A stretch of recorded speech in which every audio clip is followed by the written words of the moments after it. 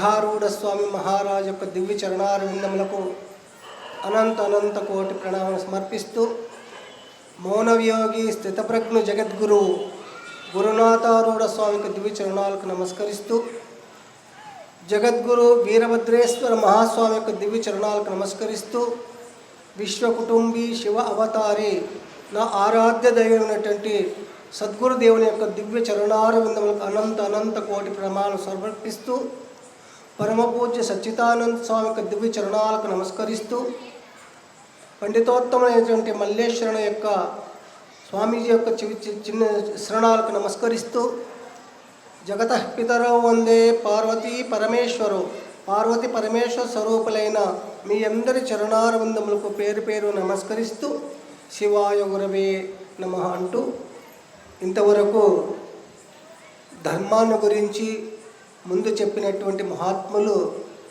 ఎంతో చక్కగా చెప్పారు. 84 లక్షల జీవరాశుల్లో ఈ యొక్క ధర్మాన్ని చేయడానికి కేవలం పశుపక్షాది క్రిములకు లేదు. కనుకనే మానవుడు ఉత్తమ గతిని, సుఖమును, శాంతిని ఈ లోకము మొదలుకొని పరలోకము వరకు సుఖంగా ఉండాలి అంటే ఏమి చేయాలి అని శాస్త్రం చెప్తుంది. అందుకే మనకి చతుర్విధ ఫల పురుషార్థములలో కూడా ప్రప్రథమంగా ధర్మ, అర్థ, కామ, మోక్షం. ధర్మము చేత నువ్వు సంపాదించబడినటువంటి ఆ సంపద ఎట్లా ఉండాలంటే ఫస్ట్ ధర్మాన్ని పెట్టాడు, తర్వాత విత్ అంటే సంపద. మనం సంపాదించినటువంటి సంపాదన నీతో ఎన్ని కోట్లుందో కాదు, ఎన్ని బంగ్లాలు ఉన్నాయో కాదు, ఎన్ని ఎకరాల పొలం ఉందో కాదు, నువ్వు ఎట్లా ఉన్నావు, ఏ విధంగా జీవించినావు, ఎట్లా సంపాదించినావు, నీ సంపాదనంతా ఏ విధంగా ఉండాలంటే ధర్మముతో కూడినటువంటి సంపద ఎప్పుడైతే ఉన్నదో ఆ సంపద ఏమవుతుంది, ధర్మ కార్యములకు వస్తుంది. వాళ్ళు మోసం చేసి వీళ్ళు అపహరించి ఇది చేస్తే నిన్ను రక్షించేది ఏది లేదు. క్షణం విత్తం క్షణం జీవితం అని చెప్తూ ధర్మ కర్తవ్యో ధర్మ సంగ్రహ. ఈ జీవితంలో డబ్బు ఈరోజు ఉండవచ్చు, లేకపోవచ్చు. లక్ష్మి చంచలమైనటువంటిది. ఈరోజు 10 రూపాయలు నా వద్ద ఉండొచ్చు, సాయంకాలం ఇంకొక దగ్గరికి వెళ్ళొచ్చును. అది చంచలమైనది, క్షణమపి ఒక స్థిరమైనటువంటి స్థిరలక్ష్మి కాదు. కనుకనే ఆ లక్ష్మి దేనికి వాడాలి? ఇప్పుడు నువ్వు ఒక దానం చేయాలనుకున్నావు, అందువల్లనే భారతంలో ఒక చిన్న కథ వస్తుంది.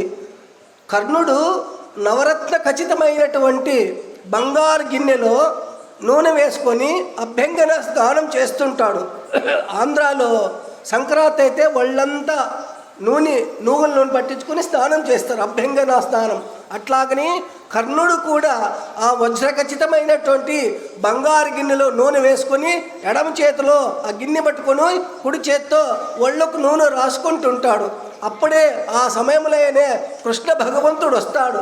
బావా, నీ చేతిలో ఉన్నటువంటి ఈ బంగారు గిన్నె, వజ్రాల పొదిగిన గిన్నె ఎంతో అందంగా ఉన్నది, అది నాకు ఇస్తారా అని ఒక్కసారి అడుగుతాడు.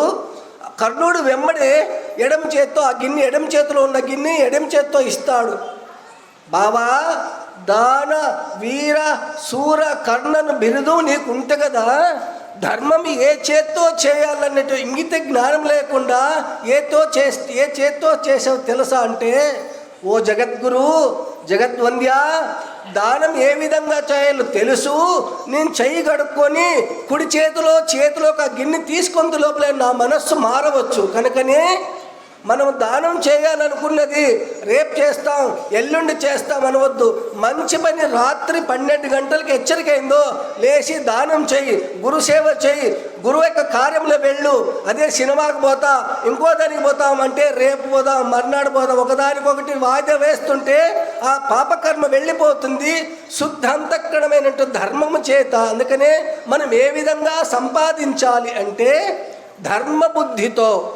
అందువల్లనే మనకు సుఖము శాంతి రావాలి. ఈరోజు 10 రూపాయలు ఉంది, ఆ 10 రూపాయలు నువ్వు ఎందుకోసం వాడుకుంటున్నావు?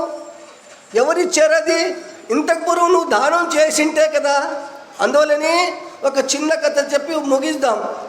ఒక రైతు ప్రతిరోజు వాళ్ళ ఇంట్లో పెద్ద రైతు, మహా పెద్ద కుటుంబం, ఒక 100 ఎకరాలు ఉన్నటువంటి కుటుంబం. ఆ రైతుకు ఒక కుమారుడు ఉన్నాడు. ప్రతిరోజు అమ్మ క్యారియర్, తల్లి బుత్తి అంటే క్యారియర్ కట్టి పంపిస్తున్నది. వాళ్ళ ఇంటికి రాత్రిపూట ఒక దొంగ ప్రవేశించాడు. ఇంట్లో దొంగతనం చేయడానికి వాళ్ళందరూ పనుకున్నాడు. వాళ్ళ అమ్మకు చెప్తాడు ఆ అబ్బాయి, అమ్మా నాకు ప్రతిరోజు ఒకే క్యారియర్ కట్టిస్తుంటివి, ఈరోజు 2 కట్టి అని అడుగుతాడు.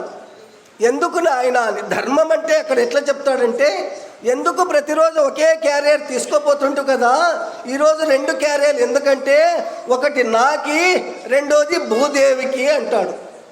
ఒకటి నాకి, రెండవది భూదేవికి అంటాడు. అరే ఎంత విచిత్రం ఉందే, పెడితే పక్షులకు పెడతారు, లేకపోతే ఇంకొకరు మనుషులకు పెడతారు, పక్షులకు పెడతారు, మృగాలకు పెడతారు, భూదేవికి ఎట్లా పెడతావు అంటే, అమ్మాని ఊరికే కట్టే అంటాడు. ఇదంతా దొంగవాడు వింటాడు, దొంగతనం చేసేకి వచ్చినటువంటి వ్యక్తి వింటాడు. వరే బాగా విచిత్రంగా ఉన్నది, ఎవరైనా మనుషులకు పెడతారు, మృగాలకు పెడతారు, పశువులకు పెడతారు, పక్షులకు పెడతారు, ఈ ఇంటి యజమానేమి భూదేవికి పెడతాడంట. అయితే ఈరోజు నేను దొంగతనం చేయకూడదు, తెల్లవారంత లోపలే వాళ్ళకి ముందు బయటికి వెళ్ళాలని బయటికి వెళ్ళిపోతాడు. ఆ అబ్బాయి 2 క్యారియర్లు తీసుకోపోతాడు, 2 సద్దులు. 2 క్యారియర్లు తీసుకొని అక్కడ ఉన్న చెట్టుకు పెడతాడు. అంతా పొలంలో పని అంతా చేసిన తర్వాత ఆ 2 క్యారియర్లు పక్కలో పెట్టుకుంటాడు. ఆ దొంగ వస్తాడు, అయ్యా నేను మీ ఇంటికి దొంగతనానికి వచ్చాను, మీ తల్లిగారి దగ్గర ప్రతిరోజు ఒకే క్యారియర్ తీసుకోపోతుంటివి, ఈరోజు 2 క్యారియర్లు తీసుకోపోయినావు, అందులో ఏమని చెప్పావు, ఒకటి నాకి, రెండోది భూదేవికి అన్నావు, మరి 2 క్యారియర్లు ఉండే భూదేవి రాలేదు కదా అంటాడు. అయ్యా నాయన, ఫస్ట్ ఇది క్యారియర్ తిను.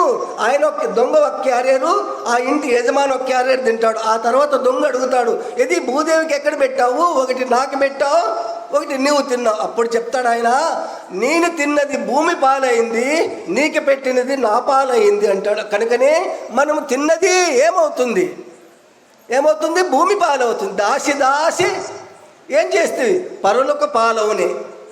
పాచి పండ్లోడు దాచిపెడితే, బంగారు పండ్లోడు దాచిపెడితే పాచి పండ్లోడు తిన్నట్టుగా మనం సంపాదించినటువంటి ధనము నిన్ను ఏది రక్షిస్తుంది అంటే, నీ భార్య కానీ, నీ పిల్లలు కానీ, నీ ఇల్లు కానీ, నీ ధనము కానీ, నీ హోదా కానీ నీది ఏమీ రక్షించదు.